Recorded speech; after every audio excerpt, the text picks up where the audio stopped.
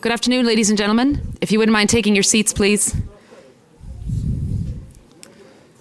You're all very welcome. Thank you very much for joining us today. My name is Niamh King. I'm the Vice President for Programs and Strategic Content here at the Chicago Council on Global Affairs. And we're delighted to welcome back Moshe Alon, the former Defense Minister and former Military Chief of Staff of Israel, back to the Council. He was here in 2010. I remember your visit fondly, so thank you for coming back. And thanks to Aviv Ezra, who's the new Consul General from Israel here in Chicago. If you haven't met him, you should meet him. He's a fantastic guy with a fascinating background, spent a lot of time in Washington, D.C., so he's all current on global affairs. Thank you to you and your team for this wonderful opportunity. So today's program's on the record and will be live streamed, but please silence your phones so they don't go off in the middle of the program.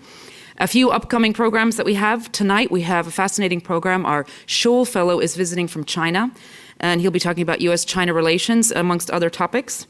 Next week, we have a fascinating program as well on terrorism in Europe with Bob Pape from University of Chicago and Thomas Vukta from the OSCE. And then on Wednesday, December 14th, we'll be hosting Jeff Garten and Ed Lewis from the Financial Times on globalization in the age of division. So there'll be lots more stuff coming out for January and February. You can see some of them on here. You can check it out on our website, but lots more announcements to come. As many of you know, the Council's been around for nearly a century, and we're an independent, nonpartisan platform for a variety of voices to promote deeper global understanding and active U.S. engagement with the world. We convene these voices and engage the public in discourse on critical global issues. But the views expressed by individuals we host are their own and do not represent institutional positions or views by the Council. So turning back to this afternoon, just a few brief bio of Moshe Alon. He served in the IDF for more than 3 decades, rising to the position of Military Chief of Staff. He was a member of Parliament representing the Likud Party. He served as Minister of Defense and Minister of Strategic Affairs. And he's also spent time at the Washington Institute, another good partner of ours, where he was a distinguished visiting fellow. I'll be back up to moderate the Q&A, but please join me in welcoming Moshe Alon to the Council platform. Thank you.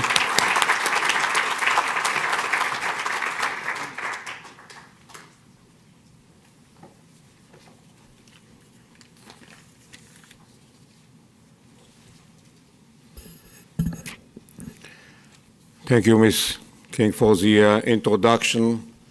Shalom, and welcome to everybody. Congressman Schneider, thank you for being with us. Our Consul General, Aviv Ezra.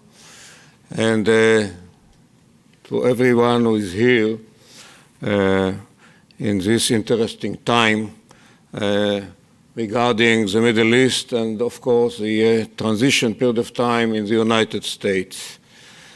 I'm just coming from Boston, spending 2 days with the Belfer Institute, talking about the issues, the subjects that I'm going to talk about, what the Middle East is expecting from the new U.S. administration. And no doubt that the Middle East is going through a very significant period of time, which historically I'm not sure which name is going to be written in history, but for sure it's not going to be called Arab Spring. I'm not sure that it is just Islamic winter, because the situation on the ground is more colorful, and I will elaborate about it. But one of the elements or the characteristic of the current situation in the Middle East is the fact that the posture of the United States, a superpower in the Middle East and beyond, has been eroded significantly. And it was done by choice, to our assessment, to our judgment, as we believe that the United States is still the sole superpower as regard to military might, economic power, and political power as well. And as it was done by choice here, it might be that the coming administration will change the strategy regarding the Middle East. And the vacuum which has been created by this choice, not to play the role of superpower in the Middle East, the vacuum has been filled by 4 significant elements. 3 of them, radical Islamist movements. ISIS is clear and obvious. It is the main target of the current administration in the Middle East. It is not the most significant one. On top of any radical Islamic movement in the region, according to our perception, our judgment, is the Iranian radical Shia axis. And in a way, the vacuum has been filled not just because of the American choice not to exercise the role of superpower in the region, it's because of the ability of the Iranian regime to exploit, especially the deal which released them from political isolation, economic sanctions, avoiding any kind of military option, and so forth, to exploit the situation in order to gain hegemony in many countries in the region. Tehran, for sure, but Baghdad with the Shia government, Damascus with the Alawite regime, Beirut with Hezbollah, and Sana'a vis-à-vis the Houthis as Iranian proxy. This is one of the negative developments, according to our perception, in the region as a result of the vacuum and the deal itself. And we have another radical movement, which is the Muslim Brotherhood. It is not so emphasized, but Turkey of today, Erdogan, actually, is the leader of the Muslim Brotherhood element in the Middle East. And Turkey, as a member of NATO, actually, to our judgment, challenged Western interest on top of them, American interest in the Middle East. Whether it was done by facilitating ISIS quite a significant period of time by buying oil from ISIS. Why? Because ISIS fought the Kurds, and the Kurds is the first priority for the Turkish government. Allowing jihadists to come from all over the globe to join ISIS in Syria and in Iraq, and then to go back to their country, especially to Europe, as well experienced and trained terrorists, a member of NATO, and allowing this wave of immigration, part of them refugees, most of them are illegal immigrants coming from countries like Morocco, Pakistan, not as refugees, to improve their life in Europe. We claim that it was done deliberately, and is still done in a lower scale now, deliberately by the Turkish government, pushing them to the Greek islands in the Aegean Sea, on the way to Frankfurt or whatever. More than 800,000 of illegal immigrants, part of them refugees, reached Europe in the year 2015. A member of NATO. And of course, in the current situation in which the Kurds, part of the coalition fighting ISIS, they still have to keep their backs because of the Turkish offensive against them. A mess. So these three radical Islamist elements, ISIS as a Sunni radical Islamist movement claiming for Sunni caliphate, Iran as a Shia radical ideology, and Muslim Brotherhood led by Turkey, they feel the vacuum created by the American choice not to exercise its role as a superpower in the region. And the fourth element, of course, is Russia, which came to the region, especially to be involved, to intervene in the civil war in Syria by backing Bashar al-Assad regime, fighting all opposition organizations, not really ISIS. Formidable challenge, anyhow, as Western like-minded people who are looking for solutions. We don't see it. chronic instability is going to characterize the Middle East, not just in Syria, in Iraq, in the conflict between the Shia and the Sunnis, the Kurds enjoying the autonomy. The situation in Yemen is not going to be stabilized in the near future. And this is the case in Libya with the tribal conflict exploited again by ISIS to have a foothold in Libya. In Sinai Peninsula, Egyptian soil, the fight between the Egyptian armed forces and ISIS elements in the Sinai Peninsula, chronic instability. So what are the expectations from the new coming administration regarding the Middle East? First of all, to make the decision whether the United States is going to be proactive or reactive. So far, reactive. The idea to disengage from the Middle East and then to come back as a coalition to fight ISIS, it's not enough. And we believe, looking to the specific challenges, that ISIS should and can be defeated. First of all, the idea to launch airstrike against its economic resources, as it is done in the last couple of months, it's a good idea. Money is playing a very significant role in the region. We have this experience in the Golan Heights. We have the Sunni villages in the Golan Heights. Part of them in the far south are affiliated to ISIS. They are called Shuhada al-Yarmouk. Why? Because they were approached by ISIS. They got money and arms from ISIS, and now they have commanders of ISIS. It's not by ideology. It's a matter of survivability.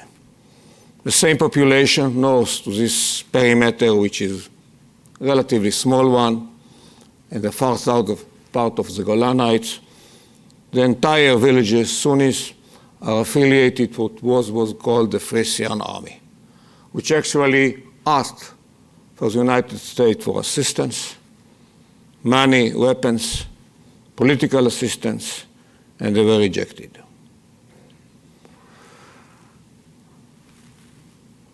There are in Syria certain elements who are expecting to receive this kind of support. And actually, by the US decision not to support them, they approach other elements who were ready to make it.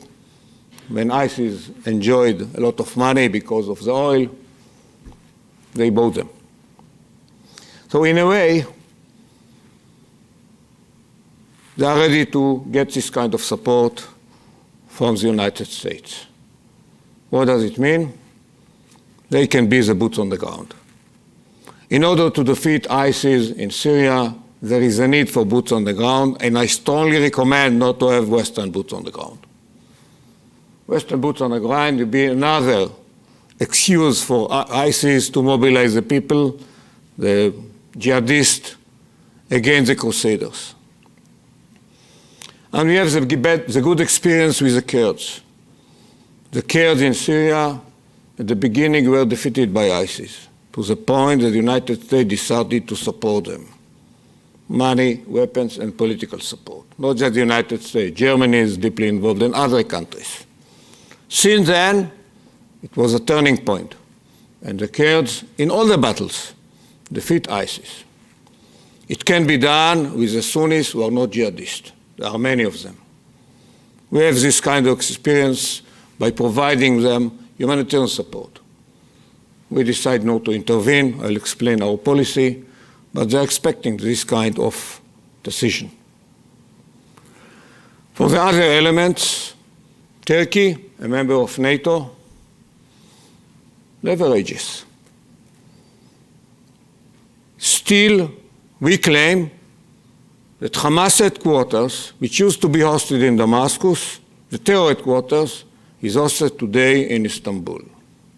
A member of NATO. A member of NATO operating against what we believe should have been Western interest by targeting, first of all, the Kurds rather than other rogue elements in the region. contradictory interests? Yes. But the Islamization of Europe, is it acceptable? So something has to be done in order to change this behavior by playing a more significant role in the region, in this case in Syria. Iran. We claim that the outcome of the deal, let's leave alone the nuclear project. We criticize the deal regarding the nuclear project. Well, there are at least 3 reasons today for the West, led by the United States, to sanction the Iranian regime.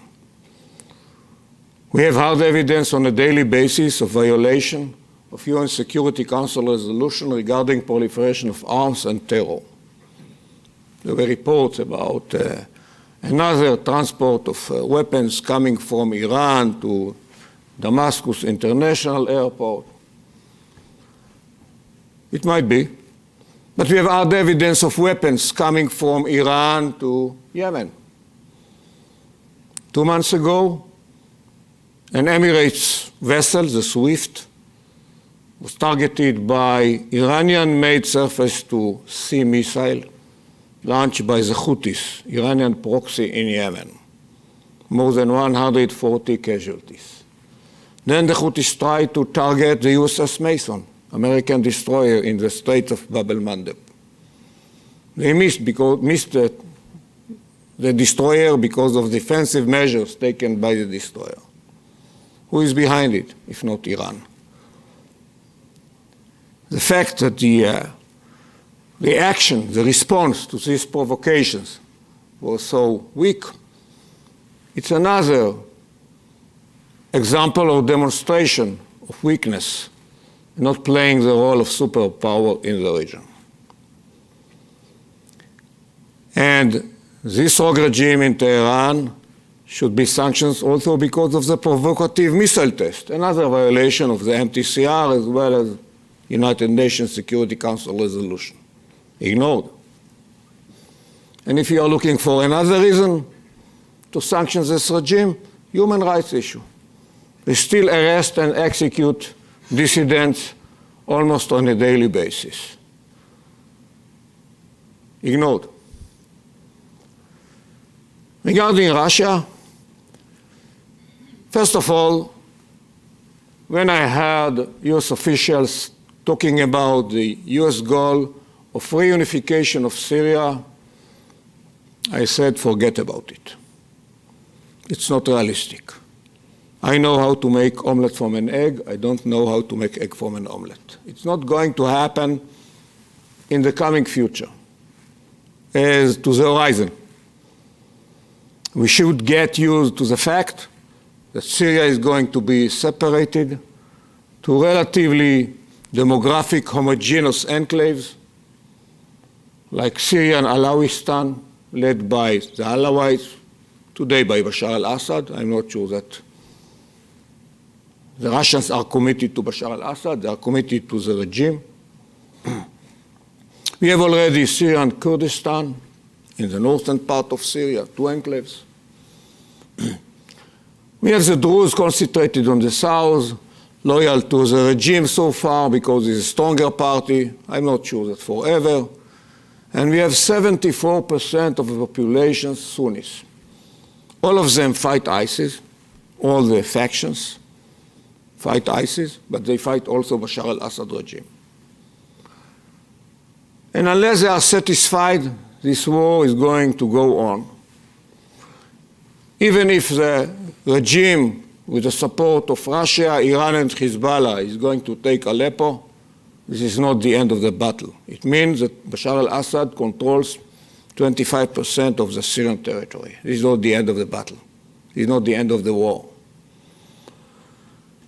And there is a chance to reach any kind of understanding between the United States and Russia, according to my judgment. And the Russians are so keen to keep the Alawite regime along the shore as their immediate interest, like the Tartus seaport, the airfield, the south to Latakia, the intelligence facilities are there. And I don't believe that they think about taking all the Syrian former territory.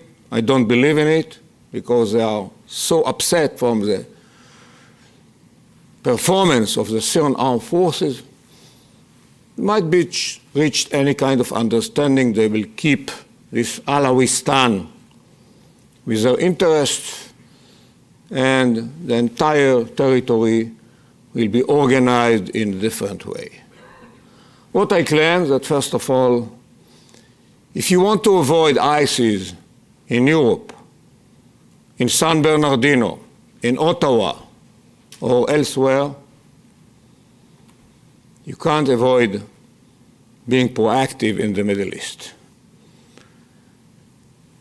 Another expectation in the region, there is a new geopolitical division as a result of the ongoing conflicts in the Middle East. The first camp is the radical Shia camp, very solid, led by one leader, Khamenei, to include the government of Baghdad, the Shias of Baghdad, of Iraq, the Alawites in Syria, Hezbollah in Lebanon, the Shias in Yemen, the Houthis, and Shia majorities, minorities in Saudi Arabia and Bahrain. And this axis is trying to undermine the Sunni regimes in the region.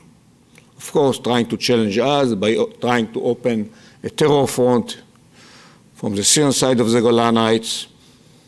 They failed because of our big stick, but until August 2015, we absorbed 12 terror attacks, part of them rockets launching, explosive planted on the border, all of them by Iranian Revolutionary Guard Corps proxies. August 2015 was the last one. Of course, we dealt with all of them. They do not exist anymore. A big stick, yes. A surgical, very effective use in order not to allow the Iranian regime to open a terror front against us. But this is Iran. We have, of course, a second camp, which is a global jihad camp. ISIS, Jabhat al-Fatah Hasham, former Jabhat al-Nusra, Al-Qaeda followers, let's call them Sunni jihadists. We have the Muslim Brotherhood camp, led by Turkey, unfortunately, for us, Hamastan in Gaza, Muslim Brotherhood elements, Egypt, Jordan, all over the Middle East. And we have the fourth camp, which is a Sunni Arab camp. And in the current situation, Israel and the Sunni Arab camp are on the same boat. For the first time for years, those who use the term the Israeli-Arab conflict are irrelevant. We have the Israeli-Palestinian one. The Israel-Arab conflict doesn't exist for meanwhile. Why? Because we share common interests. On top of it, common enemies. The Iranian Shia axis is our common enemy. Hezbollah is considered by them as a terror organization, unfortunately not yet by the European Union. Global jihad elements in the region, although part of them, were facilitated by certain elements as proxies to fight the Shias, are our common enemy, whether it is ISIS, Jabhat al-Fatah Hasham, or whatever. And Muslim Brotherhood elements are our common enemy. That's why we are on the same boat. But what we see as a result of the vacuum created by the United States, then those leaders of these countries are rushing more to Moscow rather than to Washington. It doesn't serve their own interests. They prefer to go to Washington. It doesn't serve Israeli interests. It doesn't serve, I believe, American interests as well. So there is another expectation in the region from the United States to lead this camp and to be very clear. We are with you, the Sunnis. We are not with the Iranians. The perception in the region is vice versa, so far. A great frustration. So, if I have to look from the Israeli perspective per se regarding the expectations, yes, we have the Israeli-Palestinian conflict. And in a way, unfortunately, this conflict is still dominated by too many misconceptions regarding what is really about, in which we found ourselves in the last 8 years, especially at the beginning of the first term of President Obama, under pressure to try to solve this conflict. We wish to solve this conflict. I don't see this conflict solvable in the coming future, not because of Israel. As Secretary Kerry tried very much from the end of 2013 to March 2014 to have any kind of political engagement, negotiations, and so forth. The one who closed the door in front of President Obama on 17th of March 2014 was Mahmoud Abbas, the leader of the PLO, the Palestinian Authority, the Fatah movement. We were ready to continue the political engagement according to American TOR, terms of reference. He actually rejected it. Not for the first time.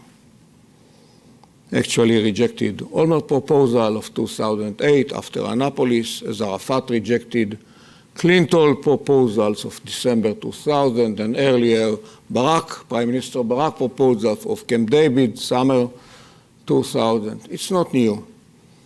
As they rejected any idea of partition plan proposal even before the creation of the state. And we still hear a couple of misconceptions when it comes to the international political discourse. We still hear that the core for instability in the Middle East is the Israeli-Palestinian conflict, and unless we solve it, it will be very difficult to stabilize the Middle East. To be blatant, it's nonsense. What is the connection between this conflict and the ongoing civil war in Syria, or the sectarian conflict in Iraq, or the tribal conflict in Libya, or the internal conflict in Yemen, or the war between the Egyptian regime and ISIS in Sinai? No connection. And then the misconception about what is this conflict all about. If it is about occupation 67, we would have reached any kind of agreement based on territorial compromise years ago. When they claim occupation, they claim occupation since 1948. It's about our very existence. The biggest settlement, according to the moderates, the Fatah, the PLO, Palestinian Authority, the biggest settlement is Tel Aviv. And I personally supported Oslo, to the point that I became head of intelligence under late Mr. Rabin, going back to 95, realizing that actually Arafat perceived Oslo as Trojan horse, part of the PLO phases theory. Let's eliminate the state of Israel step by step, phase by phase. Let's get Gaza and Jericho first, further deployment, as we called it, and then we will continue the conflict after getting what the Israelis will be ready to get along 67 lines. We haven't heard yet from any Palestinian leader, whether it was Arafat or today Mahmoud Abbas, not talking about Hamas, that even reaching any kind of final settlement based on 67 lines will be considered as the end of complete finality of claims. And Abu Mazen claims very clearly, I'm not going to recognize Israel's right to exist as a nation state of the Jewish people. They try to reverse now the Balfour Declaration, unbelievable, claiming there is no Jewish people, Judaism being a religion, neither peoplehood nor nationality. I quote them. So, who is to be blamed that we haven't reached any kind of final settlement? And in this regard, the Israeli expectation is to allow us to do it bilaterally with the Palestinians. Why? Because we know how to manage it. And actually, they enjoy political independence since Oslo. They have their own parliament, government, president, municipalities. They decided to be divided to two entities. Hamastan in the Gaza Strip, led by Hamas, of course, and the Palestinian Authority in the West Bank. Two political entities that are not going to reconcile. Officially, they have a reconciliation. It doesn't work. But we can manage. It is more than that. If you try to push out what we were pushed, actually, in the time of Secretary Kerry's initiative to withdraw from the West Bank, to do it gradually, nevertheless. For what? Land for terror, as we absorbed more than 1,000 casualties when we delivered the responsibility for security to Arafat at that time, or land for rockets when we did it unilaterally in the Gaza Strip. That's in one hand. On the other hand, any Israeli government, to include the current one, we don't want to govern them. We wish to enhance their competence, capabilities to govern themselves. But it is a long way. It's first of all up to them. But anyhow, they are dependent on Israel. Talking about viable state, economic-wise, the center of gravity of their economy so far and for the coming future is in Tel Aviv, is not in Ramallah. Many of them are employed in Israel. Many of them are employed by Israelis in Judea and Samaria, the West Bank, in Israeli industrial zone, the settlements. Many of them are employed as subcontractors of Israeli enterprises. Fine, we benefit, they benefit. The export, 88% of the export from the West Bank 2015 was to the Israeli market. Can they be a viable economy, political entities? They depend on us. Not talking about infrastructure. We are not anymore in Gaza. But we still provide them with water and electricity. Otherwise, we would have faced humanitarian crisis. It is not a full separation, full disengagement, a viable entity.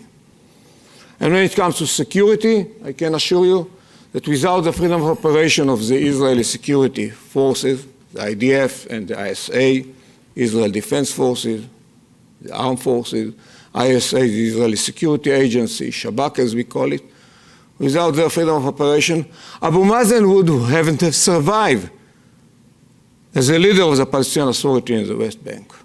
We do most of the job in fighting Hamas, Palestinian Islamic Jihad, and ISIS, cooperating with his security apparatus. But they do only a small part of the job. We do most of it. So it's a unique situation. It is not so simple to put it, let's allow them a state and that's it. It's something should be very creative. In one hand, not to rule them, to allow them their political independence, to allow them territory. But I call it, we are like Siamese twins. It's very difficult to cut it, to separate it. If it happens, they are going to die and we are going to suffer from it. Very unique situation. Some more creative ideas to settle it. So our expectation is not to be pushed, neither by any kind of UN Security Council resolution, French initiative, whatever. It's going to be harmful. Why? This is the way of Mahmoud Abbas, Abu Mazen, to escape and to deny accountability. It's very easy to go to the General Assembly to blame Israel. It is easier even to ask for any kind of UN Security Council resolution dealing just with the settlement, not with all the other issues which should have been discussed on the table. And this is his way, actually, to deny and to escape accountability. So our expectation is, in this regard, to have more realistic, more patient policy. We call it the bottom-up approach. Let's leave alone peace conferences, peace accords written by lawyers. Let's deal with the facts and interest on the ground, as we do with many regimes in the region without peace conference and peace accords, as we share common interests. That should be the way to make progress on the economy, the infrastructure, security, and their ability to govern themselves. Part of any political process should have been and should be education reform. My awakening from the dream of the peace, as I said, I supported Oslo, was when I opened the Palestinian textbooks in '95. And this is the case still now. If you educate the young generation to kill the Jews, the Zionists, the Crusaders, and Palestine from the Mediterranean Sea to the Jordan River, where is the Jewish state, and so forth and so forth. And this is the case with the TV programs for the kids. Without changing it, we can manage. But no chance for real reconciliation between the two sides just by peace conferences and peace accords. It's a long way. Nevertheless, as I mentioned,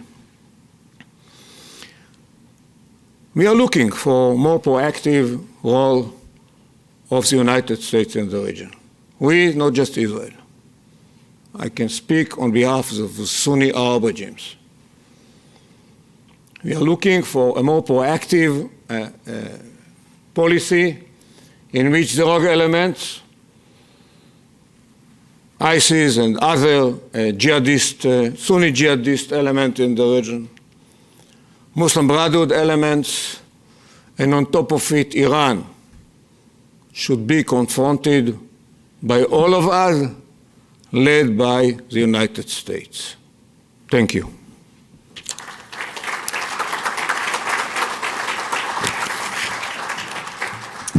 Thank you very much, Minister Yalon. We'll now go out to the audience for questions. If you have a question, please raise your arm and wait for the mic and make sure it's a question. We'll start here with Alan Rich, please, in the fourth row.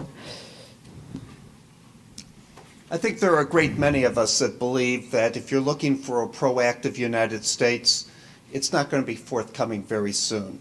I think circumstances may cause the United States over time to have to become more proactive or reactive and then proactive. But I want to go to the region itself. Probably among the closest friends that Excuse me, Alan, could you put the mic closer, please? Israel Thank you. has in the region would be its two friends to the west, namely Greece and Cyprus, and another friend that doesn't have a state itself, but the Kurds. What do you foresee in terms of the relationships and the geopolitical implications of the relationship between Israel and Greece and Cyprus, including the issues with regard to the reunification of Cyprus and also with regard to the Kurds' desire for their own homeland?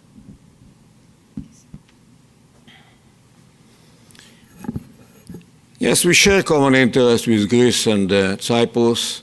On top of it today is the gas that we found, the gas reservoirs that we found in the Mediterranean Sea, and we are going to enjoy and to share it, first of all, with Cyprus and Greece. Regarding the Kurds, I speak on my behalf. They should enjoy independence, autonomy, whatever, whether it is in Iraq, whether it is in Syria. Actually, this is the case on the ground. The main problem is the Turkish rejectionism, which is accepted as a given by the United States, by European countries. I'm not sure this is the right policy to deal with the Kurds, as they prove themselves in fighting ISIS, as they prove themselves by all means, not talking about terror elements acting as terrorists in Turkey, that Turkey has to deal with them as terrorists, but talking generally speaking about the Kurds, Iraqi Kurdistan, Syrian Kurdistan, they should enjoy autonomy. Next question right over here. Peter Lee, please. First of all, I wanted to thank you for your remarks today. We've been incredibly insightful. My question has to do with Hezbollah and what kind of increased threat they are today, given their involvement in fighting on the ground in Syria. Are they more battle hardened? Are they a greater threat? And what is Israel doing to prepare for this? Talking about Hezbollah, it's another phenomenon which has become accepted, although it is against the international world order. Lebanon actually has been abducted by the Iranian regime. If Lebanon will go to war with Israel, the decision is not going to be made by the Lebanese government or even by Nasrallah. It's going to be made by Khamenei. Unbelievable. Nevertheless, Hezbollah, since the Second Lebanon War of 2006, is first of all deterred, mainly because of the price that they paid Hezbollah in Lebanon in 2006. And even Hassan Nasrallah said that he regretted it because of the price. Today, Hezbollah is stretched.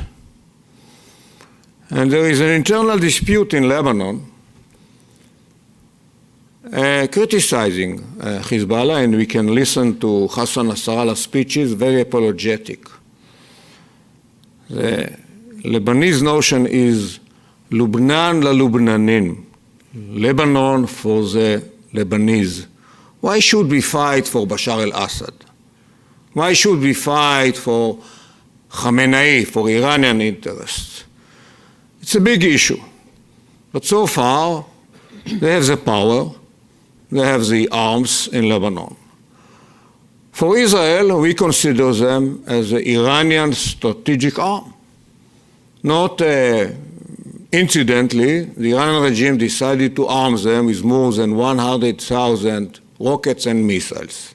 This is really their main response or main tool against Israel.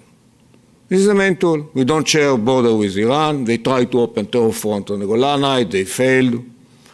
So this is, they try to facilitate Hamas or Palestinian Islamic Jihad, both in Gaza, in the Gaza Strip, in the West Bank, without a great success, I would say. And even Hamas today is deterred. We enjoy peace and tranquility along the Gaza Strip again because of the price that Hamas paid in the military operation of summer 2014. This is the main strategic arm for the day to come. For us, it is a challenge, but we are ready to deal with it. We know what to do with rockets and missiles. We are very experienced. Part of it is our defensive measures, passive defensive measures, the way that the civilians have to behave, the shelters and so forth. Part of it is active defensive measures. We have 3 layers of active defensive measures: the Iron Dome, the David Sling, which is going to be now operational, Arrow 2, and later on Arrow 3 will be the 4th layer, the most protected country all over the globe regarding rockets and missiles, but the best defense is a good offense. If we are facing another round of hostilities, they are going to pay such a price to enjoy another 10 years of deterrence as we enjoy today with Lebanon and as we enjoy today with Hamas in the Gaza Strip. Chicago Council Senior Fellow Phil Levy, please. Thank you. Can you say what you see as Russia's objectives in the region? What are they, beyond just expanding influence, I suppose, what are they trying to achieve? And what is the current state of relations between Israel and Russia? The declared interest of Russia, as we heard it, from the very beginning of the Russian intervention in Syria, were two reasons.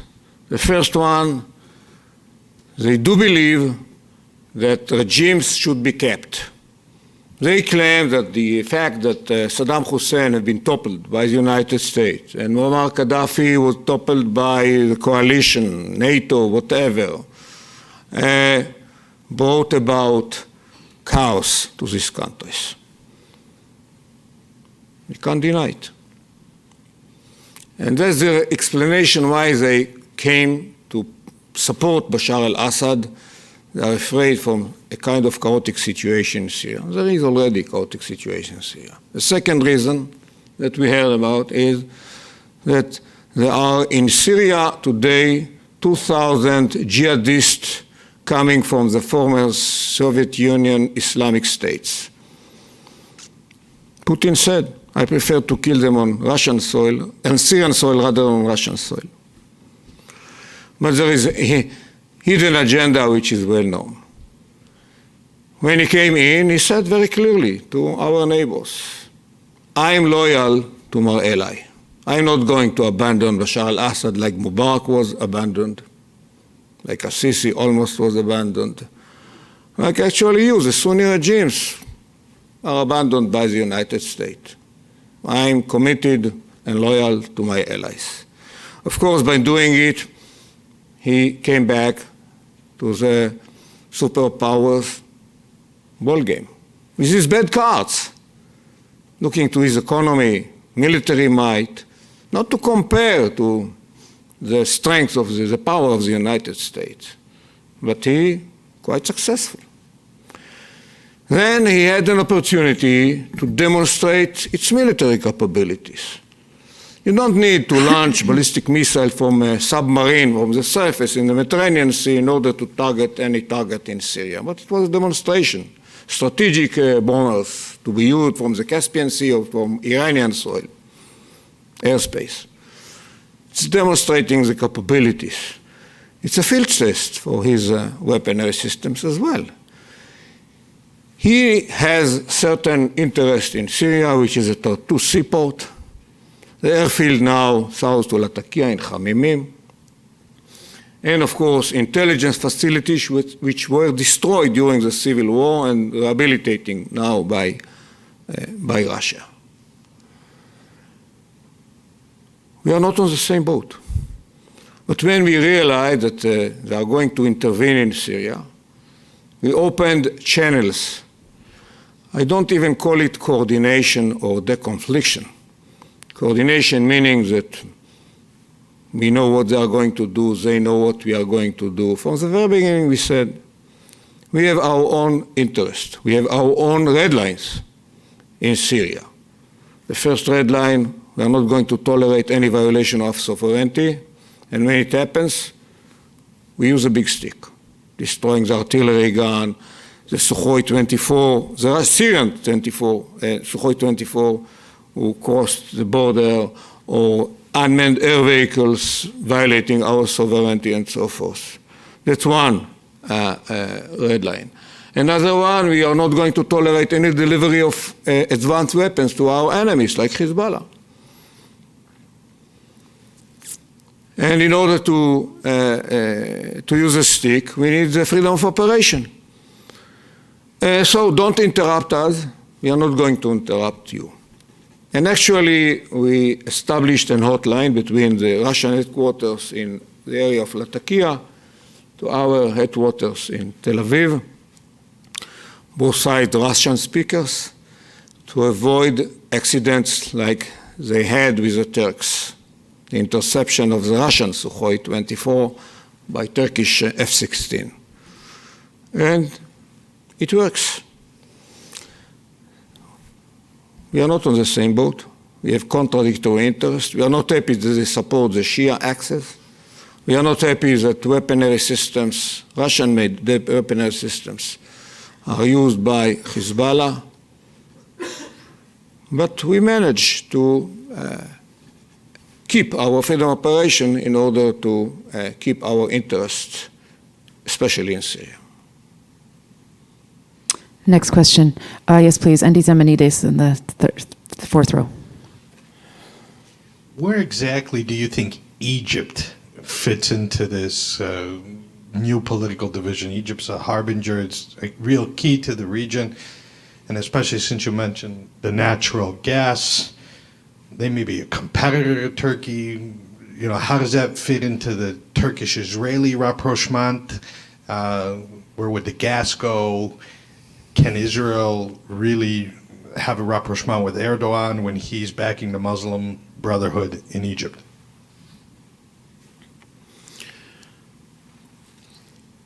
Israel enjoys strategic relationship with Egypt, as well as with Jordan, especially regarding security. Egypt used to be the leader of the Sunni Arab camp. Not anymore. Might be in the future, but not anymore. Saudi Arabia is the leader of today. And Egypt, if I have to judge it, its main challenge for Egypt and for President al-Sisi is the economic situation. The economic situation in Egypt is deteriorating in a very worrying way.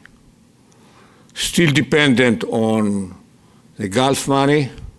Today there is a crisis between Egypt and Saudi Arabia because of the Egyptian decision to support Bashar al-Assad. Why? Because of the vacuum. Sisi visited Moscow more than Washington. It's not natural. The decision to buy S-300, it's a fallback position because of the vacuum. So we get along in a very good way because of common interests. And what we achieved regarding settling the Marmara probe with Turkey is not on the expenses of our relationship with Egypt whatsoever. But we do worry about the economic situation in Egypt. Actually, looking around to the last more than 5 years, uprising occurred because of economic situation. Yes, and we have one last question right here, please. Elisa Harris in the front row. Thank you. You've been very critical of the United States for not being more proactive in the Middle East over the past 8 years. And at the end, you said that the U.S. should lead the Sunni Arabs in an effort to confront the jihadist ISIS Iran. That's very general. Can you be more specific about what you would like to see the United States do in the region?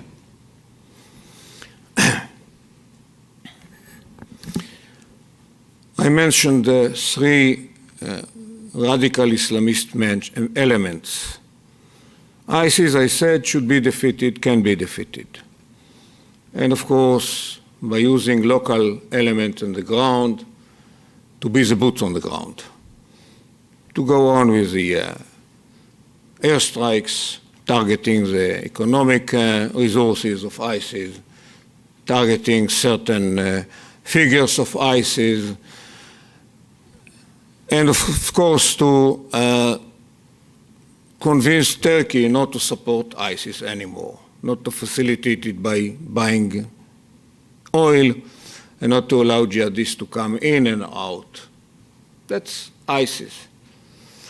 It's not the end of the game with ISIS. I don't want to delude you, but if ISIS is defeated on the ground, it is a great achievement. First of all, in Syria, it should be achieved in Iraq. In Sinai, the Egyptians are doing the job. They should be supported, even by the United States, in order to meet the challenge. And in Libya as well. Then to deal with the terror nets, infrastructure of ISIS, which exists in Europe and other places, as ideology. But I believe it is achievable. Then Turkey, I mentioned, leverages, whether political, economic, not to allow Turkey, as a member of NATO, to behave like that. And on top of it, Iran. Not to ignore the violations of UN Security Council resolutions, as an example. Not to ignore the provocations, the harassment in the Strait of Hormuz. Not to ignore the launching of rockets on the Strait of Bab el-Mandeb. There is a strategy, a strategy to control the Strait of Hormuz. Bab el-Mandeb, you control the oil coming from the Middle East. And not to allow them to enjoy hegemony all over the region, because they are not under pressure. There is a lot to be done by leverages before going to military operations. And regarding Russia, to be engaged with Russia about their interest, what can be done, reaching any kind of equilibrium with Russia in the region, but not to leave the entire region for Russian proactive strategy and having the United States as reactive to this kind of Russian initiatives. Minister, thank you. Just one last quick question, if I may. There's been some speculation about your future plans. Is there anything that you'd care to share with us about your plans over the medium term? My plans? Yes.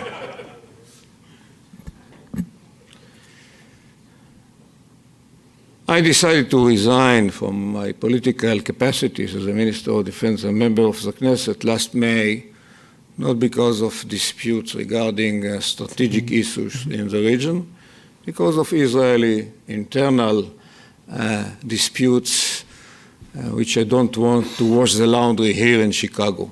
Okay. But when I resigned, because of these internal challenges in Israel, I claim that I'm going to run to the national leadership, which is in the next elections. So far, I run my own new created NGO, calling for alternative leadership, which is a platform to be engaged with the Israeli public, on top of them the youngsters in Israel, and the right time to come out with a political initiative with the target actually to lead the country after the next elections. Thank you for your frankness and for sharing that with us. We appreciate it. Thank you to you all.